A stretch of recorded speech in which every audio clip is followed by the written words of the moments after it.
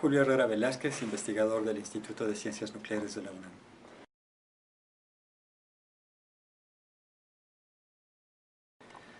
Bien, para poner las cosas en contexto, Japón produce el 30% de su energía eléctrica a partir de 54 reactores nucleares, de los cuales 28 estaban en la zona del sismo que afectó el noreste del país.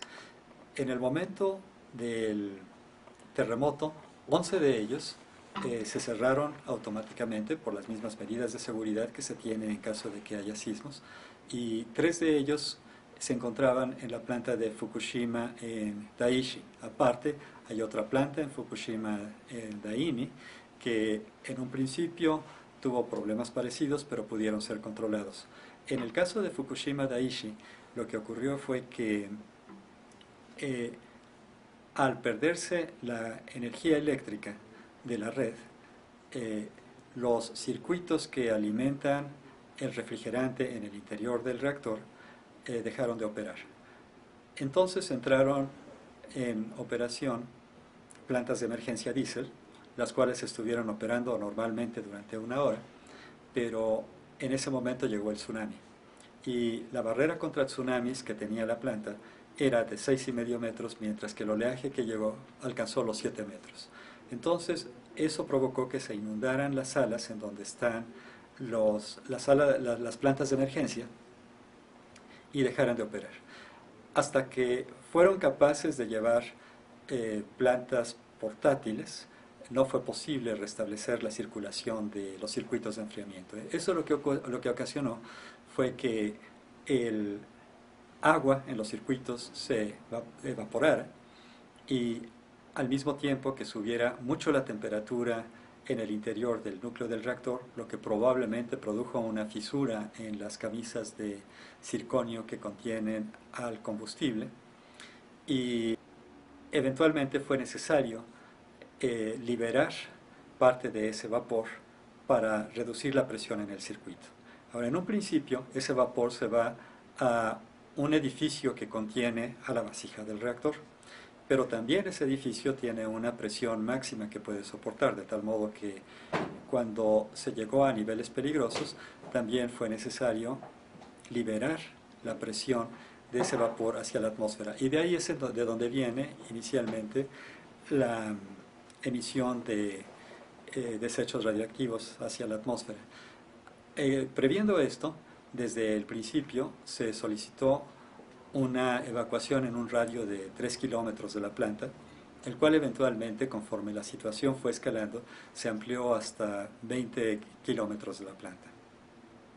Ahora, junto con este vapor que se liberó, se produjo también hidrógeno, el cual puede explotar prácticamente con cualquier chispa, y eso fue lo que ocasionó inicialmente explosiones en las unidades 1 y 3, lo cual dañó a los edificios que contienen a los reactores,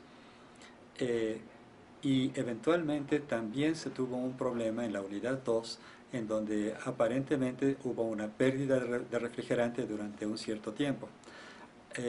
Y eso también provocó una posible explosión en la parte baja del reactor, en una reserva de agua que se tiene para condensar el vapor. Aparentemente la temperatura fue tal que eso provocó otra explosión en esa parte del reactor y desestabilizó todavía más la situación en esa unidad. Aparentemente, en este momento en que estoy hablando, la temperatura en las unidades 1 y 3 ha sido ya estabilizada mediante la inyección de agua de mar. Algo parecido se está haciendo en la unidad 2, pero todavía se tiene niveles fluctuantes. El problema es que, aparte de eso, han aparecido otros problemas que potencialmente podrían ser un poco más graves. En todos los reactores nucleares, las barras de combustible usadas se ponen en piscinas, con el propósito de que en esas piscinas se absorbe la radiación y además las mantiene a una temperatura estable. Aparentemente en las piscinas que se tienen en las unidades 3 y 4, que no estaba operando en ese momento, se ha perdido esta agua y han quedado parcialmente expuestas. Esto es algo que todavía no está confirmado, pero potencialmente podría ser de mayor gravedad. Lo que puede estar ocurriendo en este momento también es que como el nivel de radiación en el interior de la planta ha alcanzado ya valores muy peligrosos, eh, el personal ya no tiene un completo acceso a toda la planta y ha tenido que disminuir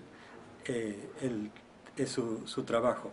Entonces, por ejemplo, lo que en otras condiciones hubiera sido relativamente fácil, como es rellenar el agua de las piscinas, en este momento se está volviendo más complicado. ¿Qué es lo que podría ocurrir a corto plazo?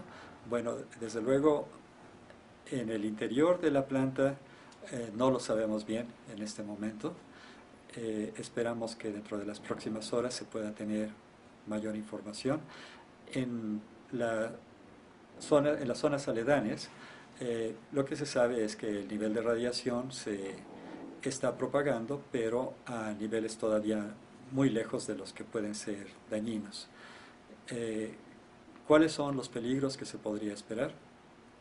Bueno, de los desechos más bien de los productos de fisión del uranio 235, se tienen entre otros isótopos el yodo 131, que puede ser absorbido por la tiroides, de tal forma que por esa razón es que a la población se le han distribuido tabletas de yoduro de potasio. El propósito es que la tiroides se sature de yodo no radioactivo, de tal forma que no vaya a absorber al yodo radioactivo. Más peligroso puede ser el cesio 137, que tiene una química muy parecida a la del calcio, y en ese caso podría ser absorbida por los huesos.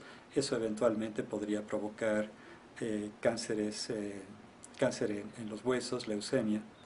Y por otro lado, un producto que no es de la fisión, pero que proviene de la absorción de el uranio 238, de neutrones por el uranio 238, es el plutonio 239. El plutonio por sí mismo, independientemente de su radiación, es un elemento venenoso y que puede provocar cáncer en los pulmones. Ahora, de todos modos, para poner las cosas en perspectiva, podríamos decir que este accidente no es más grave que el accidente de Chernobyl, que fue mucho más grave por la sencilla razón de que el núcleo del reactor quedó completamente expuesto, además de que tuvo un incendio de varias horas, y eso hizo que los productos de la fisión fueran transportados a distancias muy grandes. Y no solo eso, sino que la población que estaba cercana a la planta literalmente padeció de lluvia de cenizas radioactivas. Obviamente este accidente no se parece en nada a aquel otro, pero nos puede servir como un parámetro para indicarnos hasta dónde podrían llegar las consecuencias. Hoy en día, por ejemplo, sabemos que la ciudad de Kiev, a pesar de que tuvo que ser descontaminada en cierta medida, lleva una vida normal. Creo que algo parecido podríamos esperar en este caso.